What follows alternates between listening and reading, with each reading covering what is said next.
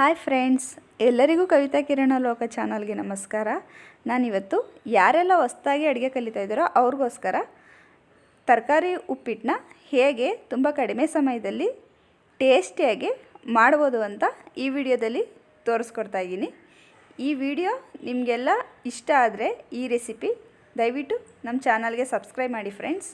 ನೋಡಿ, ನಾನಿವತ್ತು ತರಕಾರಿ ಉಪ್ಪಿಟ್ಟನ್ನ ಹೇಗೆ ಮಾಡ್ತೀನಿ ಅಂತ ತೋರಿಸ್ಕೊಡ್ತಾ ಇದ್ದೀನಿ. ಮೊದಲನೇದಾಗಿ ಒಂದು ಅರ್ಧ ಕಪ್ಪಷ್ಟು ಕ್ಯಾರೆಟು, ಬೀನ್ಸು, ನೋಳ್ಕೋಲು, 1 ಕಪ್ಪಷ್ಟು ಈರುಳ್ಳಿ, 1 ಕಪ್ಪಷ್ಟು ಸಬ್ಬಸಿಗೆ ಸೊಪ್ಪು ಮತ್ತು 1 ಟೊಮೊಟೊ ತೊಗೊಂಡಿದ್ದೀನಿ. ಒಂದು 5 ರಿಂದ 6 ಹಸಿಮೆಣ್ಸಿಕಾಯಿ ತೊಗೊಂಡಿದ್ದೀನಿ. ಮೊದಲನೇದಾಗಿ ಬಾಣಲಿ ಇಟ್ಕೊಂಡು ಸ್ವಲ್ಪ ಬಾಣಲಿ ಬಿಸಿ ಆದಾದಮೇಲೆ ನಾನು ಒಂದು 1/4 kg ಬನ್ಸಿ ರವೆನ ಚೆನ್ನಾಗಿ ಈ ಥರ ಹುರ್ಕೊತೀನಿ. ಈಗ ತಗೊಂಡಿರೋಂಥ ತರಕಾರಿನ ಸ್ವಲ್ಪ ಉಪ್ಪಾಕಿ ಬೇಯಕ್ಕಿಡೋಣ. ನೋಡಿ, ನಾನು ಒಗ್ಗರಣೆಗೆ 1 ಟೇಬಲ್ ಸ್ಪೂನಷ್ಟು ಕಡಲೆಬೀಜ, ಕಡಲೆಬೇಳೆ, ಒಂದು ಅರ್ಧ ಟೇಬಲ್ ಸ್ಪೂನಷ್ಟು ಉದ್ದಿನಬೇಳೆ ಮತ್ತು ಕರಿಬೇವಿನ ಸೊಪ್ಪು, ಒಂದು 3 ರಿಂದ 4 ಬೆಳ್ಳುಳ್ಳಿ, 1 ಟೇಬಲ್ ಸ್ಪೂನಷ್ಟು ಜೀರಿಗೆ ಮತ್ತು ಸಾಸಿವೆ ತೊಗೊಂಡಿದ್ದೀನಿ. ನೋಡಿ, ಇವಾಗ ಒಂದು ಬಾಣಲಿನಿಟ್ಟು ಬಾಣಲಿ ಬಿಸಿ ಆದಾದಮೇಲೆ ನಾನಿವಾಗ ನೋಡಿ ಸ್ವಲ್ಪ ಎಣ್ಣೆ ಹಾಕ್ಕೊಂಡಿದ್ದೀನಿ. ಎಣ್ಣೆ ಚೆನ್ನಾಗಿ ಬಿಸಿ ಆಗಬೇಕು.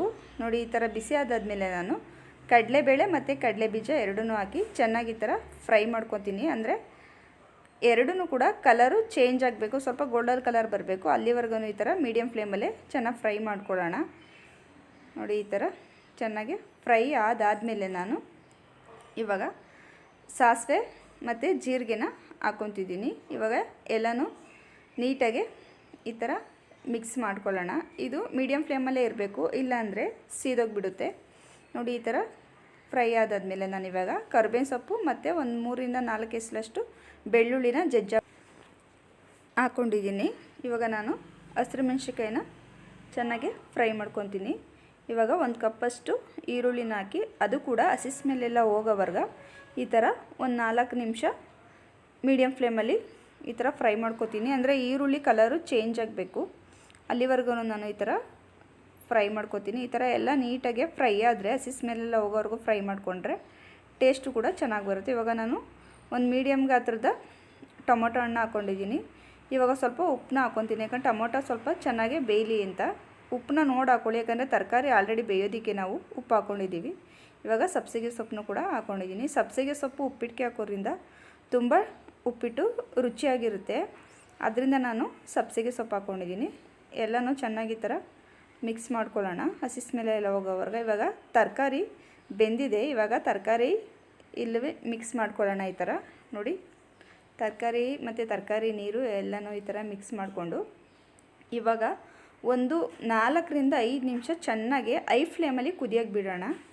ನೋಡಿ, ಚೆನ್ನಾಗೇ ಕುದಿಬೇಕು, ಈ ಥರ ಚೆನ್ನಾಗಿ ಕುದಿಬೇಕು. ನೋಡಿ, ಆವಾಗಲೇ ಉಪ್ಪಿಟ್ಟು ತುಂಬ ಟೇಸ್ಟಿಯಾಗಿರೋದು. ನೋಡಿ, ಚೆನ್ನಾಗಿ ಕುದೀತಾ ಇದೆ. ನಾನಿವಾಗ ರವೆ ಹುರ್ಕೊಂಡಿದ್ನಲ್ಲ ಅದನ್ನು ಇವಾಗ ಸ್ವಲ್ಪನೇ ಹಾಕಿ ಮೀಡಿಯಮ್ ಫ್ಲೇಮ್ ಇಟ್ಕೊಂಡು ಇದನ್ನು ಚೆನ್ನಾಗೆ ಮಿಕ್ಸ್ ಮಾಡ್ಕೊತೀನಿ. ರವೆ ಗಂಟಾಗಬಾರ್ದು, ಆ ಥರ ನಾವು ಮೀಡಿಯಮ್ ಫ್ಲೇಮಲ್ಲೇ ಇಟ್ಕೊಂಡು ಸ್ವಲ್ಪನೇ ಉದುರಿಸ್ಕೊಂಡು ಈ ಥರ ಚೆನ್ನಾಗೆ ಮಿಕ್ಸ್ ಮಾಡ್ಕೊಬೇಕು. ನೋಡಿ, ಎಲ್ಲೂ ಗಂಟಾಗಿಲ್ಲ, ಎಷ್ಟು ನೀಟಾಗಿ ಮಿಕ್ಸ್ ಆಗಿದೆ ಅಂತ. ನೋಡಿ, ಈ ಥರ ನಾವು ತಿರ್ಸ್ಕೊತಾನೆ ಇರಬೇಕು, ಇಲ್ಲಾಂದರೆ ಕೆಳಗಡೆ ತಳ ಹಿಡಿಯುತ್ತೆ. ಹಾಗಾಗಿ ಮೀಡಿಯಮ್ ಫ್ಲೇಮ್ ಇಟ್ಕೊಂಡು, ಇಲ್ಲಾಂದರೆ ಫುಲ್ಲು ಸಿಮ್ಗೆ ಇಟ್ಕೊಂಡ್ಬಿಟ್ಟು ನಾವು ಈ ಥರ ಚೆನ್ನಾಗಿ ಮಿಕ್ಸ್ ಮಾಡ್ಕೊಬೇಕು.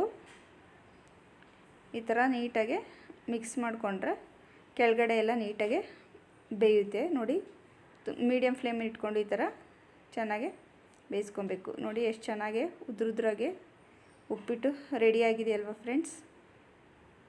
ನೋಡಿ, ಇವಾಗ ಒಂದು 2 ರಿಂದ 3 ನಿಮಿಷ ಈ ಥರ ಒಂದು ಪ್ಲೇಟ್ನ ಮುಚ್ಚಿ ಅದಾದಮೇಲೆ ನೋಡೋಣ. ನೋಡಿ, ರೆಡಿ ಆಗಿದೆ ಉಪ್ಪಿಟ್ಟು. ನೋಡಿ, ತರಕಾರಿನೂ ಎಲ್ಲ ಚೆನ್ನಾಗಿ ಬೆಂದಿದೆ, ಮತ್ತು ಸಬ್ಬಸಿಗೆ ಸೊಪ್ಪು ಅಷ್ಟೇ ಎಲ್ಲ ತುಂಬ ಚೆನ್ನಾಗಿ ಬೆಂದಿದೆ.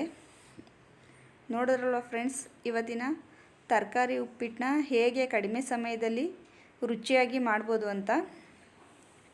ನೋಡಿ, ಎಷ್ಟು ಉದ್ರುದ್ರಾಗಿ ಉಪ್ಪಿಟ್ಟು ರೆಡಿಯಾಗಿದೆ ಅಂತ.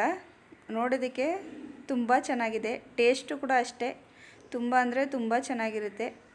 ಈ ರೆಸಿಪಿ ನಿಮಗೆಲ್ಲ ನಿಜವಾಗ್ಲೂ ಇಷ್ಟ ಆಗಿದೆ ಅಂತ ಅನ್ಕೋತೀನಿ. ಈ ರೆಸಿಪಿ ನಿಮಗೆಲ್ಲ ಇಷ್ಟ ಆಗಿದ್ರೆ ದಯವಿಟ್ಟು ನಮ್ಮ ಚಾನಲ್ನ ಸಬ್ಸ್ಕ್ರೈಬ್ ಮಾಡಿ ಫ್ರೆಂಡ್ಸ್. ಈ ವಿಡಿಯೋನ ಶೇರ್ ಮಾಡಿ, ಲೈಕ್ ಮಾಡಿ, ಹೇಗಿದೆ ಅಂತ ಕಮೆಂಟ್ ಮಾಡಿ.